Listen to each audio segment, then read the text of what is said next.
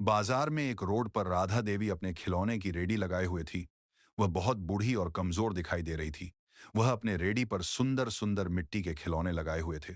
तभी उसे भीड़ से एक साधारण गाड़ी रुकी, जिसमें इससे एक हल्के नीले रंग के सूटे की पहने हुए लड़की उतरी। वह और कोई नहीं बल्कि इसी जिले के डीएम माही सिंह थी, जो अपने बच्चों के लिए खिलौने खरीदने बाजार आई थी। तभी माही की नजर सड़क के किनारे लगी सुंदर सुंदर राधा देवी के मिट्टी के खिलौने पर पड़ी। माही सीधी उन्हीं के पास पहुंची, अपनी रेडी पर खड़ी हुई और मुस्कुराते हुए पूछा, अम्मा, यह खिलौने कितने के दिए? बूढ़ी औरत ने एक पल के लिए माही को दिखा। उसकी आवाज में एक अपनापन था, चेहरा पर एक हल्की सी मुस्कान। राधा देवी बोली, ले ले बेटा, जो पसंद आया उठा ले। यह वाले 100 के और ये वाले 120 के हैं। माही अपने खिलौने उठाया और कहा, अम्मा, यह खिलौने बहुत प्यारे हैं। यह दोनों खिलौने मुझे दे दीजिए। राधा देवी खिल उठी। दिन की पहली बोहनी होने वाली थी, वह भी इतनी अच्छी। वह जल्दी से उन खिलौने को एक कागज के थैले में डालने लगी। तभी तेज आवाज के साथ एक पुलिस की मोटरसाइकिल ठीक उनके सामने आकर रुकी। मोटरसाइकिल से एक भारी भरकम शरीर वाला इंस्पेक्टर सूर्यकांत सिंह उतरा। चेहरे पर घमंड और होठों पर पान की पिक के निशान उतरते हैं। उसने अपनी भारी आवाज में कहा, ए बुढ़िया की, आज क्या क्या बेच रही है? उसकी नजर रेडी पर रखे हुए सुंदर सुंदर खिलौने पर पड़ी। राधा देवी का खिला हुआ चेहरा अचानक मुरझा गया। उनकी आवाज कांपने लगी। जी साहब, खिलौने हैं। सूर्यकांत ने अकड़ते हुए कहा, हाँ, वह तो मुझे भी दिख रहा है। यह सारेगा खिलौने पैक करके दे दे। मुझे मेरे बच्चे इनसे खेलेंगे, जल्दी कर, टाइम नहीं है मेरे पास। राधा देवी के हाथ रुक गया। ये सबसे महंगे खिलौने थे। उन्हें इनकी सबसे अच्छी कीमत मिलने की उम्मीद थी। उन्होंने हिम्मत जुटाकर धीरे से कहा, साहब, यह 1000 के हैं। इंस्पेक्टर सूर्यकांत जोर से हंस और बोला, पैसे जैसे कोई मजेदार चुटकुला सुन लिया हो। पैसे तुझे मैं पैसे दूंगा। शुक्र माना कि तेरा सामान उठा रहा हूं, वरना तेरी रेडी उठा दूंगा तो तू कहीं की नहीं रहेगी। राधा देवी की आंख भर गई। पिछली बार सूर्यकांत ने सब्जी की रेडी पलट दी थी, सिर्फ इसलिए उन्होंने पैसे मांग लिए थे। उनका पूरा दिन का नुकसान हो गया। पास बैठी माही ये सब देख और सुन रही थी। उसका खून खौल रहा था। एक वर्दी वाला जिसका कम लोगों की रक्षा करना, वह एक गरीब बेबस औरत को किस तरह धमका रहा था। राधा देवी ने कांपते हाथों से वह सारे खिलौने थैले में भरा और इंस्पेक्टर की तरफ बढ़ा दिए। इंस्पेक्टर में थैला छीना और मोटरसाइकिल पर बैठने लगा। तभी राधा देवी रोती हुई आवाज में कहा, सब घर में पोता बीमार है। इलाज के पैसे नहीं हैं, आज की बोली भी नहीं हुई है। कुछ दे दीजिए, भगवान आपका भला करेगा। यह सुना था कि इंस्पेक्टर सूर्यकांत आग बबूला हो गया। मोटरसाइकिल साइकिल से उतरा और गुस्से में राधा देवी की तरफ बढ़ा और गुस्से में बोला, बहुत जबान चलने लगी है। पैसे चाहिए तुझे? रुक, मैं देता हूं तुझे पैसे।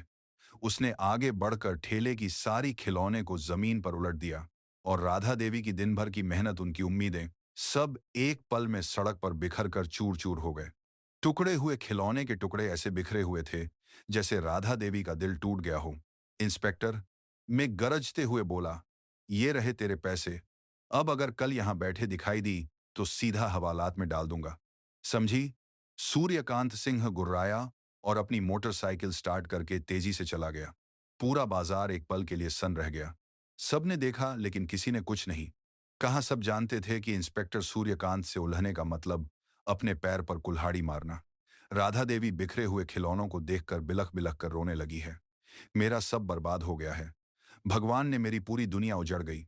मेरी छोटी सी दुकान जिसमें मैंने अपने पोते के ठीक होने और घर की खुशियों के लिए बाजार में खिलौने बेच रही थी, अब मेरा सब छीन गया। ऐसा लगता है जैसे हमारी दुनिया उजड़ गई।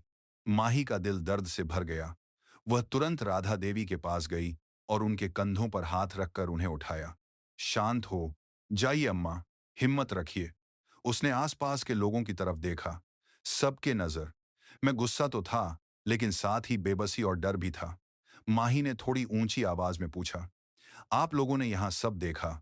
एक दुकानदार धीरे से बोल, बेटी, हम हर रोज देखते हैं। ये इंस्पेक्टर हर शाम छोटी दुकानदार के सामान लेता है और बिना पैसे दिए ऐसे ही चला जाता है। जो नहीं देता उसके साथ यही होता है। कोई कुछ नहीं कर सकता। क्योंकि वह पुलिस वाला है। माही ने राधा देवी को पानी पिलाया, फिर अपने पर्स से 8,000 रुपए निकालकर उनकी हथेली पर रखता है। दिया, अम्मा यहाँ रखिए। ये आपका नुकसान की भरपाई तो नहीं कर सकते, लेकिन शायद थोड़ी मदद हो जाए। राधा देवी ने पैसे लेने से मना कर दिया। नहीं बेटी, मैं भीगी नहीं ले सकती। तूने मुझ बुढ़िया के लिए इतना सोच, यही बहुत है। माही ने जबरदस्ती पैसे उनके हाथ में पैसे रखकर बोला, यह ठीक नहीं है अम्मा। यह आपकी मेहनत का सम्मान है, और मैं आपसे वादा करती हूँ, जिसने आपका खिलौने तोड़े हैं उसका घमंड भी ऐसे ही टूटेगा। उसे सजा जरूर मिलेगी। राधा देवी ने नम आंखों से माही को देखा। तुम नहीं जानती बेटी, वह बहुत खतरनाक आदमी है। उसके पीछे बड़े बड़े लोगों का हाथ है, तो इस चक्कर में मत पड़ो। वह तुम्हारा भी नुकसान कर देगा। माही बस मुस्कुराई। आप मेरी चिंता मत कीजिए अम्मा, और वह वहां से चली गई। लेकिन उसका दिमाग शांत नहीं था। उसके अंदर एक ज्वाला उबल रहा था। एक दिमाग हाथ ही गई। जालिम इंस्पेक्टर और डरे हुए लोग और टूटे हुए खिलौने उसके आंखों के सामने से हट ही नहीं रही थी। अगले दिन सुबह माही अपने ऑफिस पहुंची, लेकिन आज वह अपनी डीएम वाली कुर्सी पर नहीं, बल्कि एक मिशन पर थी। उसने सबसे पहले शहर की आईपीएस ऑफिसर सुप्रिया सिन्हा को फोन किया। सुप्रिया एक ईमानदार और तेज तर्रार आईपीएस ऑफिसर थी। सुप्रिया ने, माही बोल रही हूं, एक बहुत जरूरी काम है। क्या तुम कुछ देर में मेरे ऑफिस आ सकती हो? माही की आवाज में गंभीरता थी। तकरीब 10 मिनट बाद आईपीएस सुप्रिया सिन्हा माही के केबिन में थी। सब ठीक तो है? तुम बहुत टेंशन में लग रही हो। माही ने उसे कल बाजार की पूरी हादसा बताया। कैसे सूर्यकांत ने उसे गरीब बूढ़ी औरत के साथ बदतमीजी की और उसके सारे खिलौने तोड़ दिए। यह सब सुनकर सुप्रिया की आंखों में गुस्सा उतर आया। सूर्यकांत सिंह की शिकायत पहले भी आई है, लेकिन कभी कोई पुख्ता सबूत नहीं मिला। वह बहुत शातिर है, सुप्रिया ने कहा, और उसके ऊपर एक लोकल नेता रविंद्र रेड्डी का हाथ है। इसीलिए उस पर कोई सीधा कार्यवाही करना मुश्किल है।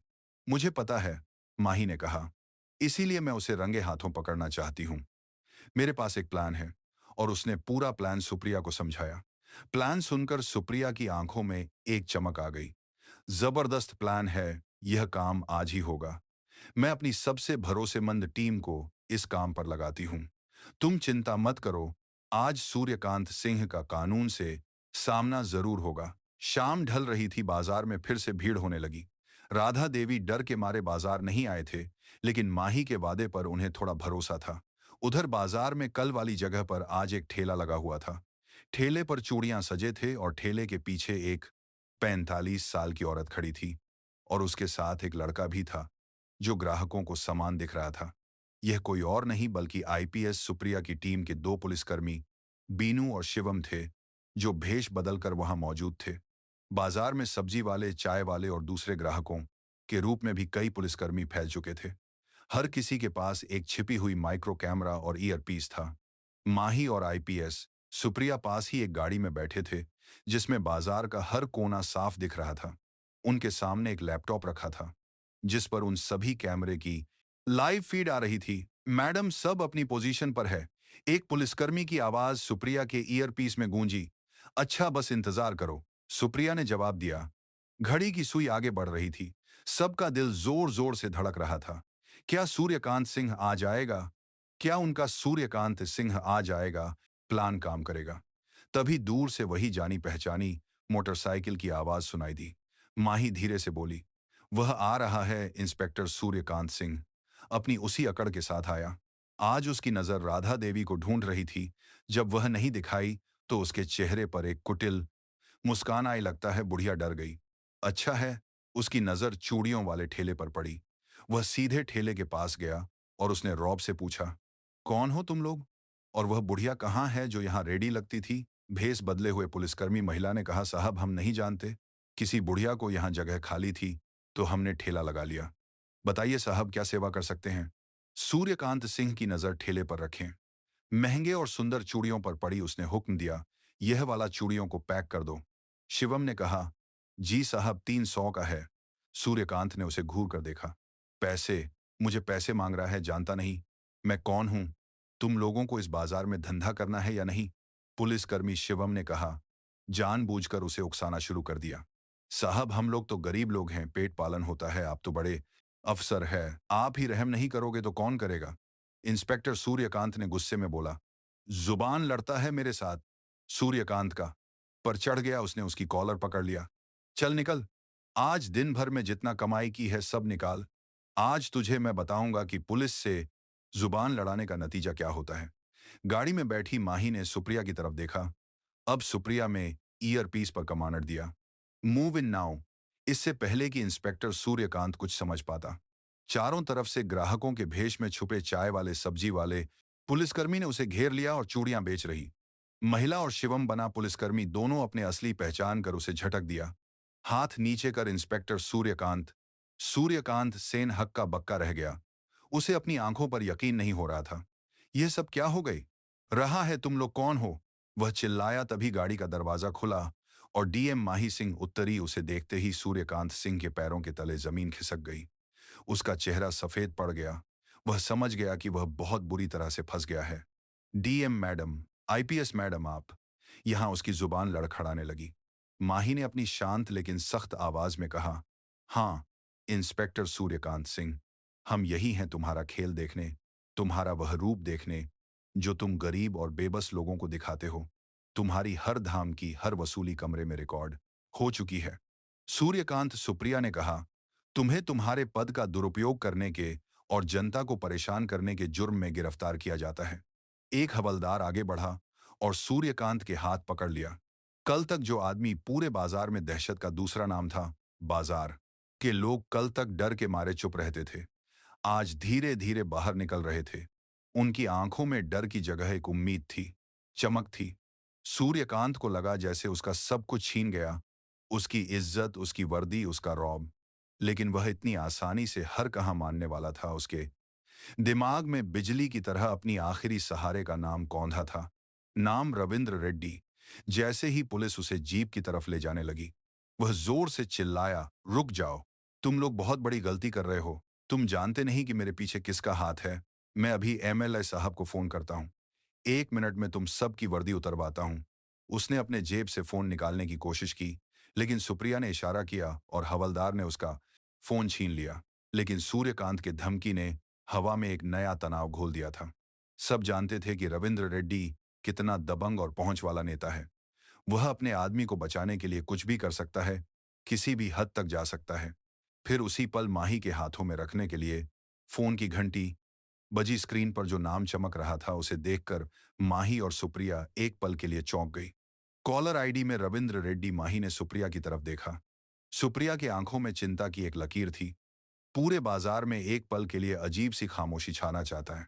गई थी उधर से भरी आवाज आई, डीएम साहिबा, मैं विधायक रविंद्र रेड्डी बोल रहा हूं। सुना है तुमने? मेरे एक आदमी इंस्पेक्टर सूर्यकांत को पकड़ लिया है। यह क्या मजाक है? अभी के अभी उसे छोड़ दो, वरना याद रखना तुम्हारा तबादला सिर्फ जिले तक ही सीमित नहीं रहेगा। मैं जानता हूं अपने तबादले से कितना डरती हो। मैं तुम्हें घर के तहखाना तक पहुंचा सकता हूं, जहां तुम अपने घर वालों के साथ रहकर अपना जीवन गुजारोगे। मेरी शक्ति का अंदाजा ही तुम्हें है ही नहीं। अभी उसे छोड़ दो, वरना कल की सुबह तुम्हारे लिए नहीं होगी। सूर्यकांत सिंह की शैतानी मुस्कान और गहरी हो गई। बाजार के लोग डर से सहम गए, लेकिन वह जानते थे कि रविंद्र रेड्डी की पहुंच कहां तक है। माही ने अपनी आंखें बंद की और सारी घबराहट को एक पल में इकट्ठा किया। जब उसने दोबारा बोलना शुरू किया, तो कहीं कहीं ने ईयन दिखाने का गाल। उसकी आवाज बर्फ सी ठंडी और लोहे सी मजबूत थी। रविंद्र रेड्डी माही से कहा, पहले तो मैं आपको बताना चाहती हूं कि मैं माही सिंह हूं और मैं किसी भी तबादले या धमकी से डरने वाली नहीं हूं। और दूसरा, इंस्पेक्टर सूर्यकांत सिंह अब आपका आदमी नहीं बल्कि सूर्यकांत सिंह हूं। कानून के हिरासत में एक अपराधी है। उसने एक गरीब बेबस बूढ़ी औरत के खिलौने तोड़कर उसकी मेहनत को रौंदा है और जनता से अवैध वसूली की है। और मेरे पास आपके सारे सबूत है। एमएलए रविंद्र रेड्डी का गुस्सा उन पर जोरदार दहशत बनकर फटा। सबूत? कौन सा सबूत? मैं जानता हूं यह तुम्हारा है, तुम्हारी दोस्त आईपीएस की कोई चाल है। तुम दोनों को मैं देख लूंगा। तुम दोनों ने मेरी इज्जत पर हाथ डाला है। मैं तुम्हारी नौकरी खा जाऊंगा। मैं अभी मुख्यमंत्री जी को फोन करता हूं। माही ने एक पल भी नहीं गंवाया। वह जानती थी कि उसे एक पलटवार करना होगा। आप उनसे फोन जरूर कीजिएगा, उससे पहले मेरी बात सुन लीजिए। आपको याद होगा, कुछ महीने पहले आपके खिलाफ जमीन घोटाले की फाइल दबी हुई थी। एमएलए रविंद्र रेड्डी की आवाज अचानक धीमी पड़ गई। तुम क्या बकवास कर रही हो? माही ने कहा। मैं बकवास नहीं कर रही हूं। वह फाइल अभी मेरे दफ्तर के लॉकर नंबर 20 में सुरक्षित है और उसकी कॉपी आईपीएस सुप्रिया सिंह के पास भी है। अगर इंस्पेक्टर सूर्यकांत सिंह की 24 घंटे के अंदर सस्पेंड नहीं किया गया और आईपीसी की उचित धारा नहीं लगाई गई, तो मैंने अभी 24 में एनडीकास को मिला। वह फाइल कल सुबह 10 बजे मीडिया और विजिलेंस विभाग के पास होगी और तब एमएलए साहब आपकी राजनीति ही नहीं बल्कि आपकी आजादी भी खस्ते में होगी। माही ने फोन को काट दिया और अपनी जीत पर किसी भी तरह की प्रतिक्रिया दिए बिना सीधे सुप्रिया की तरफ देखा। इंस्पेक्टर सूर्यकांत सिंह का मुंह खुला का खुला रह गया। उसकी शैतानी मुस्कान गायब हो चुकी थी। उसे समझ आ गया था कि उसका आखिरी सहारा भी टूट गया। सुप्रिया ने गर्व से माही के हाथ को थपथपाया। वेल डन माही, अब इसे यहां से ले चलो। पुलिस इंस्पेक्टर सूर्यकांत सिंह को जीप में बिठाकर थाने ले गई। बाजार के लोग माही और सुप्रिया को देखकर तालियां बजाने लगे। डर का माहौल अब आजादी और जीत की खुशी में बदल चुका था। तो दोस्तों, यह कहानी केवल मनोरंजन और शिक्षा के उद्देश्य से बनाई गई है। इसमें दिखाए गए सभी पात्र, घटनाएं और संवाद काल्पनिक हैं। किसी भी वास्तविक व्यक्ति, संस्था या घटना से इनका कोई संबंध नहीं है। कृपया इसे केवल कहानी के रूप में देखें और इसका आनंद लें। हम किसी की भावनाओं को ठेस पहुंचाना नहीं चाहते। अगर आपको यह कहानी पसंद आई हो तो इसे लाइक करें और ज्यादा से ज्यादा लोगों तक शेयर करें। कमेंट टैग करके बताएं कौन सा कदम सबसे अच्छा लगा और हमारे चैनल को सब्सक्राइब करना ना भूलें, क्योंकि हम आपके लिए ऐसे ही प्रेरणादायक कहानियां लाते रहेंगे। धन्यवाद।